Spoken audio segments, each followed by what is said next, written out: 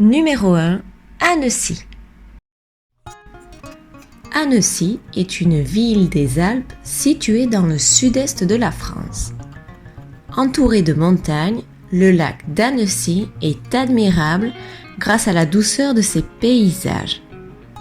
C'est aussi un lieu où pratiquer des loisirs nautiques. Annecy est réputée pour sa vieille ville avec ses rues, ses canaux et ses maisons aux couleurs pastel.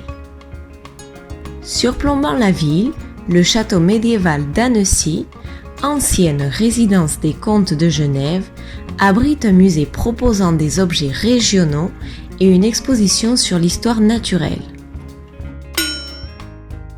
Numéro 2. Strasbourg. Strasbourg, située près de la frontière avec l'Allemagne, la ville aborde une culture et une architecture aux influences allemandes et françaises. Il s'agit également du siège officiel du Parlement européen. Une superbe cathédrale gothique, des musées très intéressants, les attraits de cette ville sont nombreux. Dans le vieux Strasbourg, on ne manque pas d'aller flâner au cœur de la petite France, magnifique quartier constitué de maisons à colombages des XVIe et XVIIe siècles bâties au bord de canaux. Numéro 3. Colmar. Colmar est une ville située au nord-est de la France, à proximité de la frontière avec l'Allemagne. Le centre historique de Colmar est exceptionnel avec ses quartiers constitués de maisons à pans de bois, ses demeures surprenantes comme la maison des Têtes à la façade ornée d'une centaine de visages. Des escapades dans les villages et vignobles de la route des vins d'Alsace complètent la découverte de ce beau coin de France. Numéro 4. Lyon.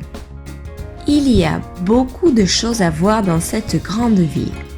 Par exemple, les théâtres romains de Fourvière, la place Bellecour, de nombreux musées et restaurants. Et les Traboules, curiosité architecturale particulièrement présente à Lyon, il s'agit de passages qui permettent aux piétons de circuler d'une rue à l'autre à travers des cours ou des escaliers d'immeubles.